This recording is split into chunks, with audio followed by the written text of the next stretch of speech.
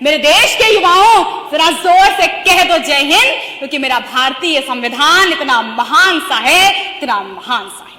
नमस्कार, मैं इला मिश्रा। जब 75 वर्षों के संविधान के सफर पर दृष्टि डालती हूं तो महोदय मैं असमंजस में आ जाती हूं कि मैं शुरुआत करूं संविधान के आगाज हम भारत के लोग से या फिर 26 जनवरी 1950 से। महोदय मैं असमंजस में आ जाती हूं कि मैं शुरुआत करूं ड्राफ्टिंग कमेटी वाले डॉक्टर बी.आर. अंबेडकर से या फिर सरदार वल्लभ भाई पटेल जी से। महोदय मैं असमंजस में आ जाती हूं कि मैं शुरुआत करूं 1935 के गवर्नमेंट ऑफ इंडिया एक्ट से या फिर 1947 की संविधान निर्माता समिति से।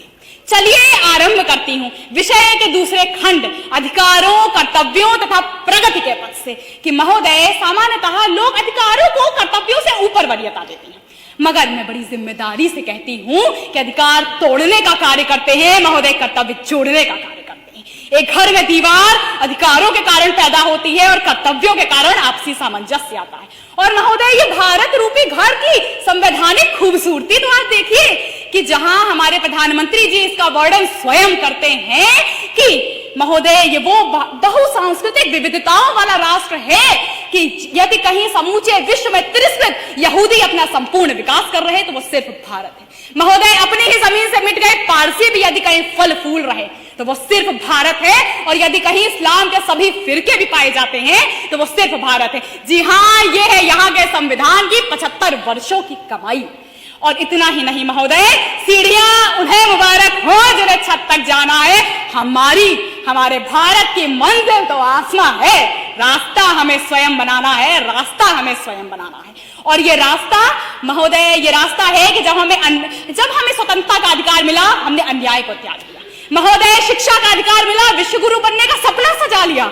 और इतना ही नहीं, अभिव्यक्ति की आजादी मिली, समूचे ब्रह्मांड में भारत का स्वर गुंजायमान। इतना ही नहीं महोदय, आज मेरे संविधान ने उन शक्तियों को प्राप्त कर लिया है कि हम अटल जी के सपनों को पूरा कर रहे हैं। और ये भारत का संविधान ही है कि एक अखबार बेचने वाला युवक आज राष्ट्र के सर्वोच्च संवैधानिक पद पर आसीन होता है। जी हाँ, डॉक्टर एपीजे अब्दुल कलाम। इतना ही नहीं महोदय, एक चाय बेचने वाला युवक यहाँ का प्रधानमंत्री बन धुरा संभाल, मैं देश नहीं झुकने दूंगा, मैं देश नहीं मिटने दूंगा, मैं देश नहीं रुकने दूंगा के स्वर को उद्घोष करता है।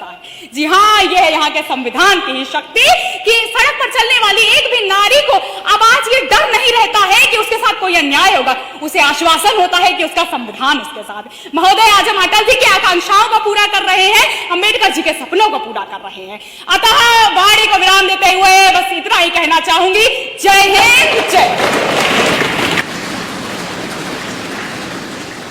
वर्तमान की चुनौतियां और भविष्य की अनिश्चितता ने भारत के अस्तित्व पर भी एक गहरा प्रश्न चिन्ह खड़ा कर दिया था। ऐसे में भारत के भाग्य विधाताओं ने अपनी तूलिका उठाई और रचा एक ऐसा ग्रंथ जिसने भारत के भविष्य की दिशा तय की। विभाजन की मानवीय त्रासदी, सैकड़ों रियासतों की सत्ता का रण क्षेत्र, पूर्वी राज्यों की अनिश्चितता या आपातकाल और अराजकता की तानाशाही। इतिहास गवाह है कि देश जब अकेला खड़ा हुआ तब ना ही किसी सरकार ने, ना ही किसी सत्ता ने, अपितु संविधान ने देश की गरिमा को संरक्षित किया। युवा शक्ति जब युवा विप्लव में तब्दील हो कानून के कटघरों में खड़ी होती है, तब राष्ट्र की संविधान ही उस देश के गरिमा का उल्लंघन करने वालों को भी सुरक्षा प्रदान करता है। ऐसे में हमें यह समझ आता है कि यह संविधान सिर्फ विधि विधानों का ग्रंथ नहीं है, अपितु एक राष्ट्र के पुनर्जन्म का उद्घोष है, जिसने 75 वर्षों में सिर्फ इस देश के स्वर्णिम इतिहास का मानचित्र गढ़ा और आज भारत के अमृतकाल में सिर्फ देश ही नहीं अपितु हर भारतवासी के पुनर्सृजन की गाथा लिख रहा है। हमारा संविधान हमें उस दौर की याद दिलाता है जब वैश्विक महाशक्तियों के संविधान भी हमें सबका साथ और सबका विकास की धारा से बहुत ही दूर दिखते हैं। जब लोगों को अपने ही अधिकार की लड़ाई में संविधान तक का साथ नहीं मिलता था, उस दौर में भी भारत के संविधान ने न सिर्फ विविधता को एकता का बल दिया, बल्कि भारतीय परंपराओं को भी पुनर्जीवित किया। ऐसे में मैं ये कहना चाहूंगी कि हमें संविधान जैसे दिव्य रथ का सारथी बनना होगा। एक ऐसा रथ जिसमें विविधता और अखंडता उसके मजबूत पहिए हों, एकता और बंधुत्व उस पर लहराती ध्वजा पताकाएं हों, मौलिक अधिकार और कर्तव्य उस रथ के घोड़े हों जो समाज कल्याण और राष्ट्रहित की डोर से बंधे हों, संप्रभुता जिसका सारथी हो, न्याय जिसका धनुष हो, नवाचार ही प्रचंड शक्ति हो और पंथ निरपेक्षता ही वह तर्कस हो जिसमें बहुरंगी विरासतों के बाण भरे हों। और फिर हमारा देश पुनः अपनी स्वर्णिम आभा में उज्ज्वलित होगा। जय हिंद, जय मां भारत।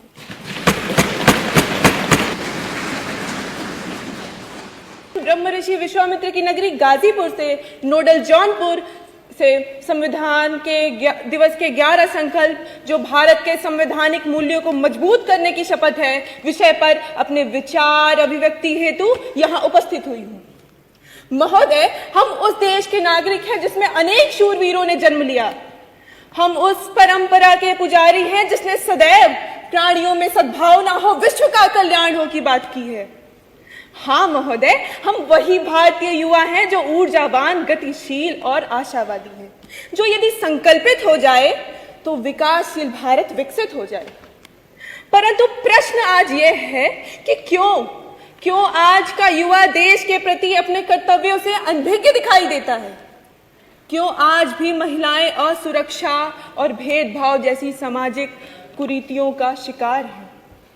और विडंबना तो यह है कि एक ओर हम आरक्षण हटाओ की मांग करते हैं, वहीं दूसरी ओर साफ सफाई और कचरा उठाने जैसे कार्यों को जातिगत सीमित मानते हैं, जो राष्ट्र के विकास में एक बहुत बड़ी बाधा है। इसलिए महोदय, हमारे यशस्वी प्रधानमंत्री माननीय श्री नरेंद्र मोदी जी ने संविधान के 75वीं वर्षगांठ पर हमें 11 संकल्प दिए, जिसमें पहला है हर नागरिक अपने कर्तव्य को जाने और उसका निर्वहन करे। दूसरा, हम स्वार्थ नहीं अपितु सबका साथ सबका विकास की बात करें। तीसरा, हम भ्रष्टाचार और भ्रष्टाचारियों के खिलाफ अपनी आवाज उठाएं।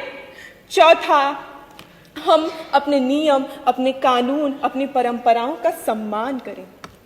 पांचवा, हम गुलामी की हर सोच से मुक्त हो और अपनी सांस्कृतिक पहचान पर गर्व करें।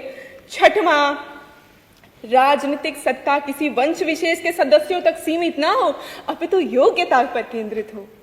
सातवां, हम अपने संविधान का सम्मान करें। आठवां, हम सामाजिक समानता सुनिश्चित करने हेतु आरक्षण नीति का सम्मान करें।